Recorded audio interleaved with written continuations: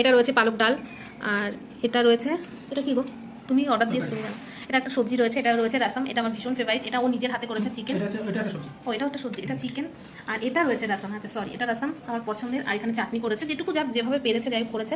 এটা একটা sweet item রয়েছে তেলেগু, এটা তো পায়েস, আর এটা হলো দই, ব্যাস। আর আর ভাতের মধ্যে রয়েছে এমনি প্লেন রাইস, একটা ভাজা, পাঁপড়, লেমন রাইস আর চাটনি। তো যেহেতু ও অত কিছু আমাকে রান্না করে খাওয়াতে পারবে না, বা অত কিছু ছেলের মানে একটা ছেলের পক্ষে সম্ভবও নয়, তাই ও আবার এত কিছু আয়োজন করেছে। কিন্তু এত কিছুর প্রয়োজন ছিল না বড়মশাই, শুনতে পাচ্ছ? মানে তুমি আমার জন্য এই যে পায়েস করেছো, আর এই যে মাংস করেছো, আর এই যে চাটনি করেছো, এতেই আমি ভীষণ লাকি এবং খুশি।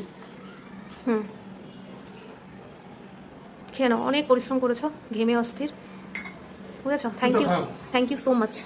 খাবো তাই না, এটা ওই হাত না, ওই হাত না, ওই হাত। থ্যাংক ইউ সো মাচ গো। আমার জন্মদিন না সেইভাবে কোনো দিনও পালন করা হয়নি, মানে বিয়ের পরে প্রত্যেকটা বছর তুমি করেছো, এই বিয়ের 8 বছর, এর আগে না কেউ কখনো মানে মানে মা করেছে, মায়ের মানে গরু ছিল, সেই দুধ দিয়ে সবসময় পায়েস বানিয়ে দিত, কিন্তু এত কিছু গুছিয়ে কখনো মানে খাওয়া হয়নি। শুধুমাত্র তোমার কাছেই হয় প্রত্যেক বছর, কিন্তু এত কিছু দরকার ছিল না, আমি তোমাকে এমনিই খুব ভালোবাসি।